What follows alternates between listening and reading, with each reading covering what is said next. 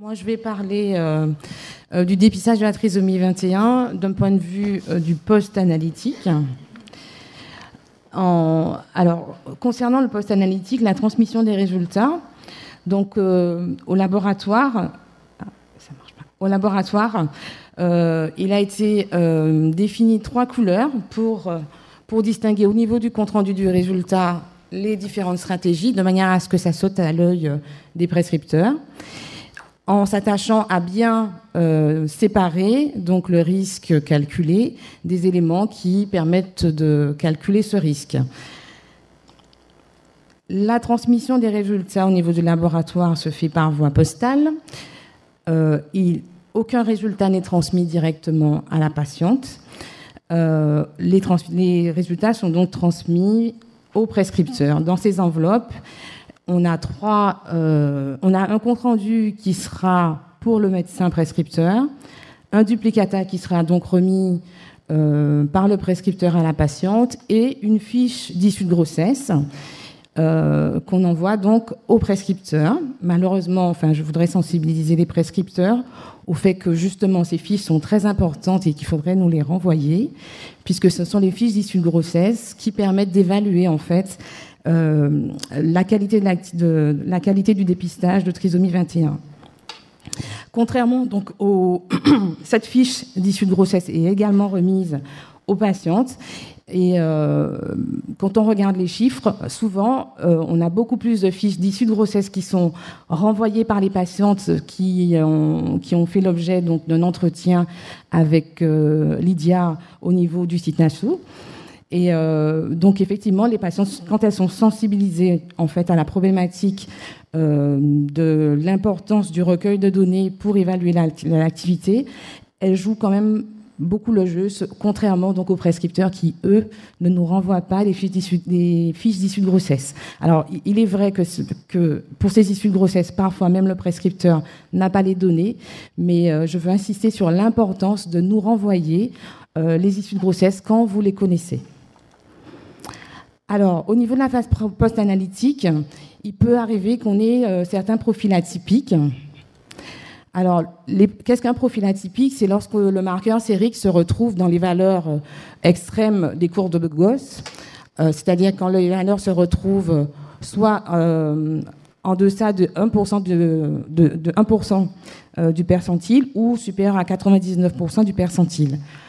Alors, pour ce qui concerne le marqueur, l'alpha-fétoprotéine, lorsqu'on a une alpha-fétoprotéine supérieure à 2,5 BOM, ceci arrive dans 1,4% des cas des patientes qui sont dépistées. En général, on met sur le compte-rendu un commentaire associé pour bien sensibiliser le prescripteur s'il n'est pas échographiste, parce que ça peut être un médecin généraliste. On met bien le commentaire disant qu'il faut un avis d'un échographiste spécialisé. Bien sûr, il faut s'assurer qu'il n'y ait pas de grossesse gémellaire, de jumeaux évanescents ou de réduction embryonnaire qui augmente donc l'alpha-fétoprotéine. Pardon. Et ceci est un indicateur des risques de défaut de fermeture du tube neural. Ou bien ça peut aussi s'observer dans les saignements fœto-maternels. Lorsque l'échographie est rassurante, il convient en fait de contrôler donc à distance la cinétique de l'AFP en prenant la précaution de le faire bien 3 à 4 semaines après, puisque la demi-vie de l'AFP est longue. Lorsque l'AFP est basse, inférieure à 0,25, alors c'est des cas rarissimes, mais qu'on peut voir. C'est arrivé sur 4 patientes entre 2010 et 2014. C'est rarissime, mais ça peut se voir. Là, on met un commentaire, puisque nous avons l'obligation, selon les règles de bonne pratique, de mettre un commentaire pour sensibiliser les prescripteurs. Et là, effectivement, il peut s'agir d'une trisomie 18 ou d'un déficit congénital en AFP. Mais il convient, là, encore une fois, par rapport à la phase préanalytique, de bien s'assurer que le prélèvement n'a pas été fait sur tube avec anticoagulant. Alors, concernant l'HCG, la bêta-HCG ou l'HCG totale, pour des valeurs de MOM entre 2,5 et 5 MOM, c'est le cas le plus fréquent, puisque ce sont des cas de trisomie 21, mais où, effectivement, il y a quand même une valeur importante de l'HCG. À ce moment-là, le biologiste agréé, mais également le prescripteur, lorsqu'il a le résultat, fera attention que les facteurs qui sont pris en compte dans le calcul de risque soient bien exacts. Voilà. Concernant les bêta-HCG entre 5 et 10 mom, là, en fait, on peut suspecter d'une insuffisance rénale maternelle. Et là, le risque ne doit pas être calculé par les marqueurs sériques maternels. Ça peut aussi arriver lorsque on n'a pas l'information qu'on a une grossesse multiple. Donc, ces valeurs, en fait, sont observées pour certaines pathologies placentaires, en cas de prééclampsie et de retard de croissance in utero. Lorsque les bêta-HCG sont supérieurs à 10 mom, là, il est conseillé de faire un prélèvement de contrôle avant de pratiquer une amniosynthèse pour être sûr. Voilà. Et on fait bien sûr, la conduite à tenir au laboratoire, c'est pour toutes ces valeurs élevées, c'est de faire un prélèvement de contrôle. Donc, dans le cas, effectivement, dans ce cas-là, en général, les étiologies qui sont possibles, c'est les trisomies 16 confinées au placenta. Ça peut être aussi la présence d'un choriocarcinome ou la présence d'une mole. Pour les bêta-HCG inférieurs à 0,25 mom, nous mettons comme commentaire donc profil atypique, valeur basse de l'HCG, et là encore une échographie orientée est souhaitable puisque dans ces cas-là, le risque d'avoir une trisomie 18 est multiplié par 100. Alors concernant les profils atypiques pour le marqueur sérique, la PAPA, lorsque la PAPA est inférieure à 2,5 mol, ce qui est le cas dans la plupart des cas, il n'y a aucune étiologie possible, il n'y a aucune autre étiologie possible, mais vu l'augmentation de la PAPA, si on a éliminé tout ce qui est grossesse gémellaire, jumeaux évanescents et réduction embryonnaire, dans ces cas-là, la conduite à tenir, c'est de quand même vérifier par un marqueur sérique de deuxième trimestre. Et dans le cas d'une PAPA basse, inférieure à 0,25 mom, la conduite à tenir, c'est de faire la recherche du signe de trisomie 18 par une échographie à 18 semaines, donc avant l'échographie obligatoire du deuxième trimestre.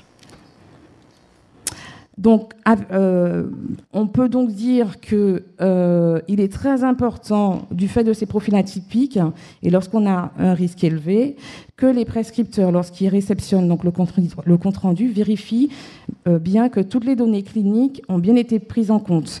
Et il est important que soit mentionné sur les feuilles de prescription l'âge gestationnel, s'il y a un jumeau évanescent, que ça soit bien pris en compte, une réduction embryonnaire ou une insuffisance rénale maternelle. Tous ces profils atypiques montrent bien, certes, les limites du dosage des marqueurs sériques maternels, mais l'intérêt dans le dépistage d'autres pathologies fœtales ou obstétricales. Et montrent également l'intérêt d'un vrai dialogue clinico-biologique. Alors, l'obligation réglementaire que nous avons, c'est de transmettre à l'Agence de la biomédecine les bases de données des patientes. On envoie en fait une fois par an les bases de données correspondant donc à toutes les données du premier semestre de l'année en cours et toutes les données du deuxième semestre de l'année N-1. Il faut également envoyer à l'Agence de la biomédecine un bilan annuel dont je vous présente un petit exemplaire. Donc on voit bien que de nombreux items doivent être référencés et malheureusement, parfois il nous est difficile, notamment pour tout ce qui concerne les issues de grossesse, de pouvoir avoir un bilan complet. Donc j'insiste sur la nécessité auprès des prescripteurs de nous fournir dès qu'ils ont toutes les issues de grossesse et les renseignements concernant les grossesses. L'association des biologistes agréés nous réclame également 2 bilans par an, un bilan provisoire concernant l'année N-1 et un bilan définitif qui se présente sous cette forme. Alors, quand on regarde le bilan de l'année 2012 au niveau du laboratoire CITNASO, en fait, globalement, en moyenne, nous avons en moyenne 2500 patientes dépistées par année. Sur cette année 2012, nous avions 210 patients à risque élevé. Et là encore, je vais vous montrer l'intérêt d'avoir les issues de grossesse, puisqu'on a quand même 53 amniosynthèses non renseignées. Donc ça fait quand même beaucoup. Pourtant, cette année-là, Lydia s'était particulièrement attachée à récupérer donc les issues de grossesse, puisqu'en fait, les issues ont été connues à 80,9%, mais grâce à au moins 150 appels téléphoniques de la part du service de trisomie 21. Donc ça demande beaucoup d'énergie au laboratoire. Donc on demande effectivement aux prescripteurs, eux, de aussi jouer le jeu pour nous renvoyer les issues de grossesse dont ils ont la connaissance. Quand on regarde l'IPR du laboratoire, comme disait Lydia, nous sommes comparables par rapport aux valeurs nationales. Donc, qu'il s'agisse du premier trimestre, nous sommes encore meilleurs pour le second trimestre. Et pour le second trimestre intégré, nous sommes meilleurs pour le second trimestre intégré. Et pour le deuxième trimestre, nous sommes comparables aux valeurs nationales. Quand on regarde la valeur prédictive positive qui correspond au nombre d'amniosynthèses à réaliser pour dépister une trisomie 21, eh bien, nous voyons bien qu'au niveau du laboratoire, nous sommes comparables, parfois même meilleurs qu'au niveau national.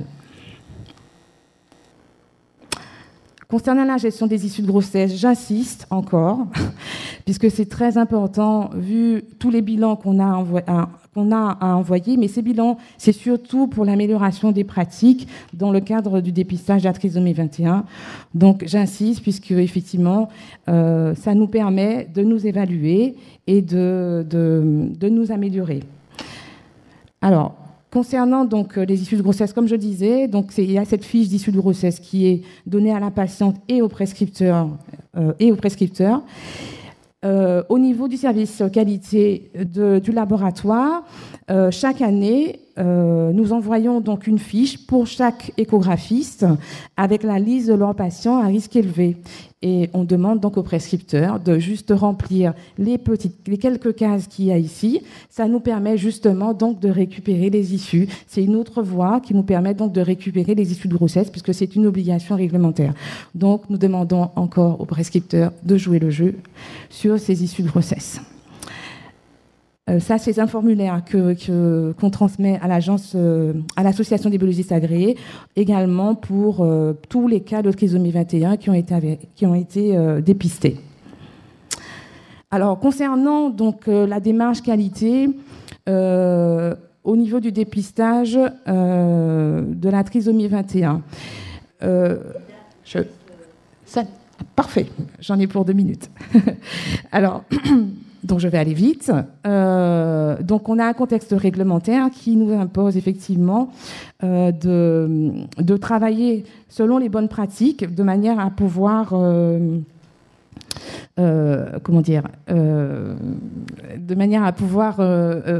avoir un dépistage de qualité. Il y a un arrêté qui a modifié récemment l'arrêté du 23 juin 2009, c'est l'arrêté du 27 mai 2013, qui concerne le suivi et l'évaluation du dépistage.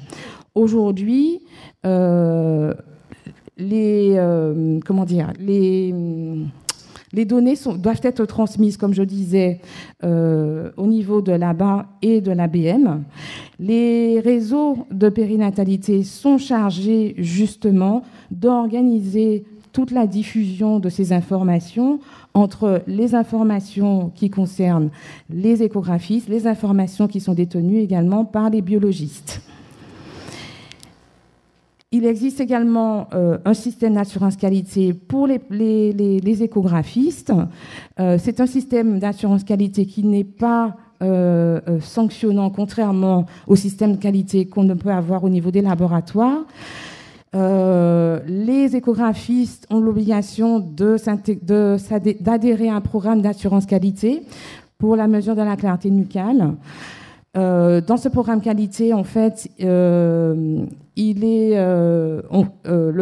programme d'assurance qualité se fait par auto-évaluation par les échographistes.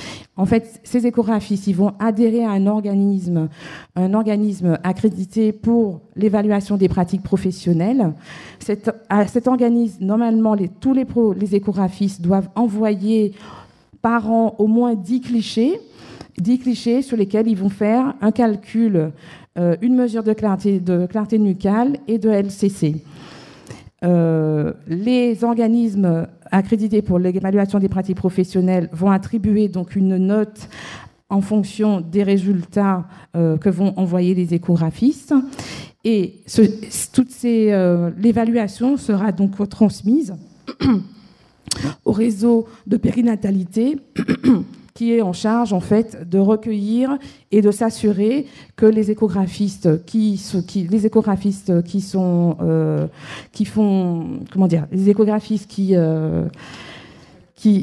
agréés puissent effectivement sont habilités donc à faire les échographies les clartés nucales. Pardon. Le réseau périnatalité en Guadeloupe est très récent, il existe depuis 2012. Pour l'instant, il n'est pas encore opérationnel pour l'évaluation des pratiques professionnelles. Lorsqu'on regarde au niveau du laboratoire les clartés nucales qui ont été effectuées par les échographistes depuis 2010, on se rend compte effectivement qu'il y a une nette amélioration des médianes des mômes de clarté nucale des échographistes à partir de 2012. Ceci est certainement lié au fait que, au départ, ils étaient très peu et qu'au fur et à mesure, ils sont de plus en plus nombreux et ils font de plus en plus d'échographies, puisqu'on sait qu'en fait, qu'en général, il faut au moins qu'un échographiste fasse au moins 30 clichés corrects pour qu'il ait en fait des bonnes mesures de clarté nucale. Donc, au niveau de la Guadeloupe, les échographistes ont quand même des médianes de mômes qui sont comparables à ce qu'on peut voir au niveau national. Je vous remercie.